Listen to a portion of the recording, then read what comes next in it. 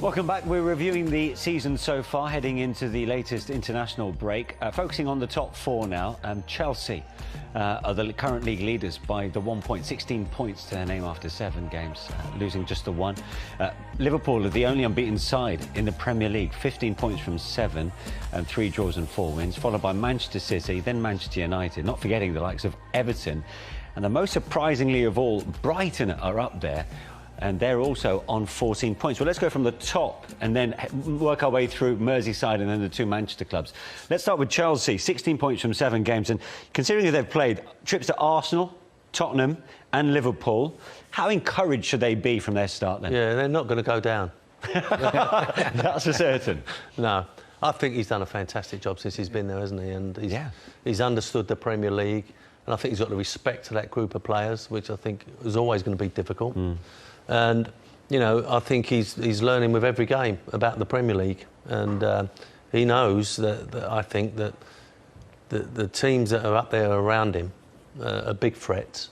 And he's going to have to manage that squad accordingly because he has got a fantastic squad there. And, you know, they've won the Champions League. Is he got his sights just on the Premier League this year? He has been a revelation, Thomas Tuchel. Are they exactly where you expected them to be? Yeah, up there.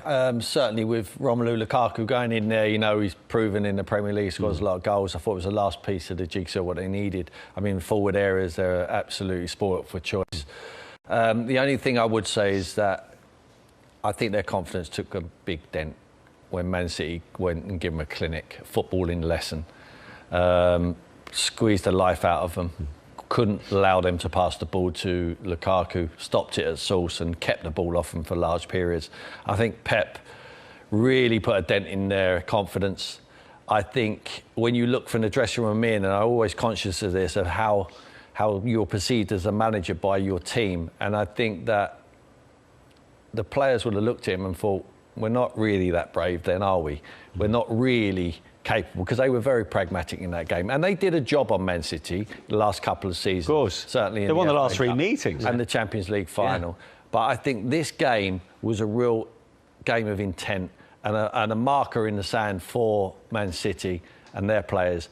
Because after that game, you imagine them Man City players, you know, they've gone to Chelsea, everyone's tipping them to be the favourites for the Premier League. And they must have stuck their chests out hugely, you know, and really bowled out of that Stamford Bridge, you know, thinking, we're the governors and we just left you in the wake. And I think it was a real dent in the confidence of them Chelsea players. They would have gone in training that week and felt like, we're not as good as them.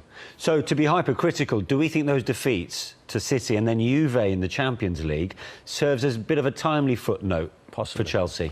Doesn't hurt to have a correction. Yeah. You know, as Tim said, you know, they've won the Champions League. They think they've arrived and, you know, it's all going to be comfortable. Then, bang, you get 2 defeats like that against 2 top sides. For the manager as well, Al? Yeah, absolutely. And he might have looked at it and thought, you know, I've got that wrong. Perhaps that team selection, perhaps the way I set them up, etc. But I think he's realised how competitive the Premier League is. Because, like, looking at that top 4, you know, look how... They're our top 4 sides, if you like. Yeah. And they've drawn a couple. They ain't running away with it. No. You know, so, yeah, this is how competitive the Premier League is. And, yeah, OK, you had a great 6 months last year. Now you've realised how difficult it is. Yeah. He mentioned, Tim, there, about Romelu Lukaku being the final piece of the jigsaw. Does that jigsaw look complete with him now? Yeah, and I'm so surprised that Werner hasn't done it. Yeah. You know, because he scares me. Every time I look at him, he scares me. But... you know, he's been a revelation. I mean, he scored last night, but, you know, he's been fantastic since he's been there. And he looks so strong. And as Tim said, Man City stopped the supply to him. And they didn't have a second plan, did they, Chelsea, to try and turn it around. But they've got so much quality. And I think that for me, I was so surprised they managed to get him. And the other side of it, we talk about big spenders, and they are big spenders, but they took as much money in the summer to pay for Lukaku. Everyone forgets that. Those 4 goals came in his first 4 games, but since then, interestingly, no goals in 5. It just lends the question, did they starve you talked about the service that was stopped at source to Lukaku from Manchester City. Was that the problem there, or does he need to adapt his game a bit more? Possibly. I think in that game, I think they really did starve it. You know, they allowed City allowed them to play out the first pass, and then they just squeezed them, got the head down, and the midfield wasn't allowed to get their head up and pass forward to Lukaku. There were 2v2 at the back, Man City, and they dealt with it. Diaz said, "I'll take care of him." You know, had the confidence to be able to do that, but he was hardly troubled because there was no service towards Romelu. Romelu has to do it against the big teams. For me, still a question mark on him. I think he's fantastic. I think he takes them to another level. He's better than the players they had in that position. But he's a flat-track bully. He's someone who rolls over the lesser teams. He scores multiples against the lesser teams. He needs to go and do it against the Liverpools. Because that's what happened to him in his final season at Man U, right? Absolutely, but I think he got a real raw deal there. I think he looks happier now coming back to the Premier League. He's got unfinished business at Stamford Bridge. I still feel one of the best strikers in the world of football, but I really like to see him do it against the top sides. And let us not make excuses. You know, we're making excuses. He didn't do it against Man City because the service wasn't there. Top draw players find a way to do it. Okay. Hey, look at Mo Salah. I mean, he's a great example. He turns up against Man City and he produces that finish. I mean, he just turns up against a big team. It's like you read my mind just now, Tim, because we're talking about Liverpool next. Just a point behind Chelsea. It looks like with key players back, Liverpool are in that same kind of mood which saw them win the title in 2020, but in Mo Salah. And after what we saw against Manchester City, is he the best player in the Premier League right now? Yeah, it was a fantastic advert for the Premier League. That second half was just brilliant. He's had his critics, you know. He's been in goal-scoring positions and missed, or he's been in decent positions and should have perhaps passed it and hasn't, and etc. But to score the 100 goals so quickly is quite incredible, and it's been a revelation. I think that the couple of players that Chelsea have let go, and I mean, this is just brilliant. A couple of players that they've let go, De Bruyne and Salah, Lukaku, if you like, you know, but he's been super, and I just think to be that consistent is incredible. Best in the world right now, Tim? I have to say he is, yeah. I would say he's... If you ask Jurgen Klopp, would he swap him for any player in the world right now, he'd say no. I think he's so important to them. Obviously, they've got one of the best defenders in Virgil van Dijk. They're getting their players back to fitness. They're allowed to play their midfield players in the correct positions this year. And he never takes his foot off the pedal. You know, he's got that single-mindedness to win the Golden Boot. And if he does do that, he's obviously going to help his team in the meantime. I don't think he gets the credit enough at that football club. You know, we're talking about someone who's not only individual accolades and the amount of numbers and assists, what he makes, and with goals. He also won the Champions League and he's won the Premier League already. So, you know, Liverpool fans, I hear them talking about Fernando Torres of this world, and they was good players, and the Robbie Fowlers, but this guy wins and he entertains. His confidence is sensational. I mean, everyone thought he was a one-season wonder when he scored 44 goals in that first season in 52 games in all competitions. I was speaking to him at the PFA Awards and asked him, were you surprised by what you did? In front of 1,000 people, he said, no, I'm not actually. But he said it with a real steely determination. But why is he not getting the contract that he wants then at Liverpool? Well, I don't know what the finances are there. But should they be breaking the bank for him? What they're sort of asking. You don't know what their philosophy is. So this is the report, right? The report is on 200 a week. And he wants to be up on parity with the league's best, which, according to some sources, is Kevin De Bruyne on 380 per week. Yeah. So is he worth doubling his salary for? That's what I'm saying. You've got to understand the philosophy of the club. You know, are they... I think Henderson had a problem trying to sort his contract out. Are they saying, you know, this is the way we're going to run the club, this is our wage structure, and we're not going to break it for anybody? So watch this space. If his contract's running out, Liverpool, of all clubs, will be put under a lot of pressure. But where's he going to go? Newcastle? Newcastle. He's at the best league in the world, so he can stay there with Newcastle. Like you say, in the Championship, I don't think he'll fancy it. Yeah. But he's not going to go to any of the other teams. He's not going to go to Man United. No. 100%. Not going to Man City, and he won't go to Chelsea. Back to Chelsea, unless Roman Abramovich decides he wants to bring him back there, like he did with Lukaku. You wouldn't go to Barcelona at the moment because they would finish mid-table in the Premier League. Real Madrid, possibly everyone wants out on their CV. I think they're going to go the Galactica route again. And possibly Germany, and go back, go there and to Bayern Munich. But this is the best league in the world. He'll want to stay here. I would suggest he gets that pen and he signs it. And he signs a contract at Liverpool. I think you missed one out there, Paris Saint-Germain. PSG. Paris Saint-Germain, obviously. They're the only ones, really. Yeah. But why is that a big attraction? Yeah. Why is that a huge attraction? They cannot compete with Liverpool in this world. They go in there for money. Players go there for money. Yes, he wants to win the Champions League. They've got a possibility of doing that. I watched them. They beat Man City 2-0. They got outplayed by Man City. And I would have everything I own. The Man City will beat Paris in that second leg. OK. Let's talk about Manchester City. They're looking for their 4th title in 5 Premier League seasons. They shocked all of us by losing to Spurs on that opening weekend.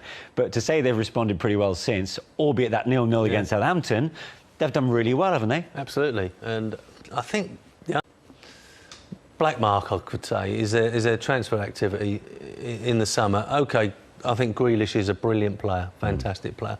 But I think they got it the wrong way round. If they wanted Harry Kane, they knew that Grealish had a get-out clause. Go and get Harry Kane first, then bring Grealish in. I think once they brought Grealish in, it made it very, very difficult to offer the same money or similar money for Harry Kane. But Pep's made it clear that Daniel Levy was not interested. Yeah, I understand that, but we'll have to wait and see what the real story is. But I think if they'd have got Harry Kane along with Grealish, I think they're unstoppable. Yeah, I really do think they're unstoppable, and I think their big problem's going to be if Jesus gets injured, etc. I know they could play with a false number 9, but they need a proper number 9. Which hasn't hampered them, though, has it? Up until this point, not having... They didn't play Aguero, Jesus, particularly that much you last pick your season. single games, like the Southampton game, for instance, if they had it. Whenever they lose a game, Pep's saying it himself, it's because we haven't got a number 9. And when we turn in performances like we did at Chelsea, no one mentions it. No. And actually, Jesus' goal against Chelsea was like a number 9 sniffer in the box. Yeah. They just find a way. I mean, they share the goals around their squad. Foden's back fit now, and he's been fantastic in the goal scoring last season. Gundogan's out injured, but he can obviously come in with his goals. Grealish is scoring goals what you wouldn't expect him to score, but obviously being taught by the master, which is Pep Guardiola. Look, it would help to have a number 9. So when you're not playing very well and a team sits back and in that box very deep, as we see in these goals, unless you're scoring from the edge of the box, you need that sniffer, you need that Harry Kane to come and... I just think they went all out for him. I quite like the fact that they never went for someone else. They wanted Harry Kane, that was it. They believed that there was no one else out there better than what they had to bring into the club, so they didn't go anywhere else. And they were outpriced for Harry Kane. Tottenham wanted 200 million for Harry Kane. They were never going to pay that money. Was it really 200 million? If 200 million for Harry Kane, they were never going to pay that. 150 they would have gone to. Yeah. But I just think that if Chelsea lose Lukaku, there's backup. And I just think if they lose Jesus, where's the backup? I know that they can play a false number 9, but when you're going for the Champions League, you're going for the Premier League, you're going for the Cups, you need the backup. OK. Let's go from City to Manchester United, finally. How do you assess Manchester United's season so far? Because of any of those managers, Ole Gunnar Solskjaer seems to be under a lot more pressure than the others. Yeah, I mean, on the basis of the table, you would say, pretty fair, on par. But with performances and obviously Ronaldo getting them out of trouble time and time again, I would say they've underachieved. Am I impressed by the way they've performed? Absolutely not. Even the home game in the homecoming of Ronaldo against Newcastle, I thought they were very lucky to get away with that result. But you get away with it because you've got world-class players now. You've got world-class players like that boy Ronaldo. He turns up on the big occasion, and he might be the difference of getting them over the line. They haven't won anything for 3 years. No. It's impossible for a manager to stay there that long if you haven't won at Manchester United. But they've got their faith in Ole. They give him all the tools to work with now. They've got Varane in there, they're bringing Jadon Sancho, and obviously the king is back. So, he's got no excuse now. He has to win. And the king has already got himself a Player of the Month award, hasn't he, for September? And the manager. Slip. Now, Tim, I know you think he does have a big say as to who plays or when he wants to play, maybe above and beyond Ole Gunnar Solskjaer. Now, what was interesting is, of course, Ronaldo didn't play against Villa. And now we've seen footage of Sir Alex Ferguson talking about how he would have played his strongest 11.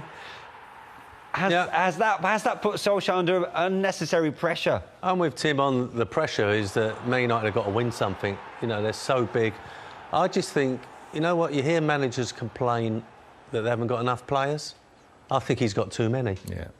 I think he must sit there trying to placate half that squad. I mean, Donny van der Beek, you know, just for example, can't get a game, can't even get anywhere near it. And he's got so many, like Cavani. Rashford's to come back. Absolutely. I just think sometimes you can have too many players. Yeah. And I think Man United have got too many players. And I'd like to see a run of 3 games, top games, where he picks his best side, what he thinks is his best side, and he sticks with it. Too many players. Is that the case in defensive midfield? No, I think that's an area where he needs to pick one and give him a run of games. I think for me it's McTominay. I can't see forever time I've watched Man United and brought up watching them outstanding sides, cannot play 2 sitting midfield players. We've got that many players in forward areas. You have to bite the bullet. Let the one man do the protection in front, and I think that man has to be McTominay. And then I think you just got to let the forward players play and rotate. But they need to work at that system. Yeah. I'm just saying, he's got McTominay, he's got Fred, he's got Matic. Yeah. Do you know what I mean? It's just so many people to choose from that I think that's his biggest problem. And, you know, I think that once he can make the big decision, this is my best side and I'm going to stick with it for 3 or 4 games, and that means playing Ronaldo. Play Ronaldo. Let's see what the results are like then. 2 points between the top 6, including the heavyweights in the top 4. Can I get your early shouts for how this is going to end after 38 games?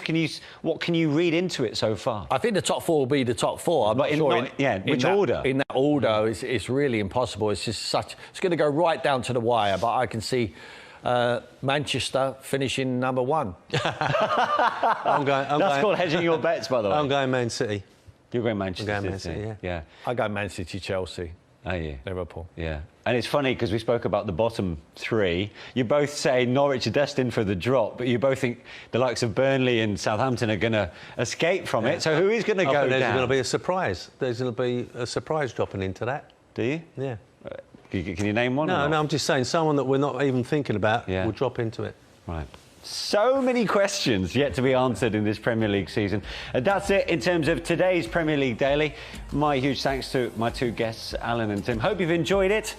Can't wait for it all to restart in a few days' time.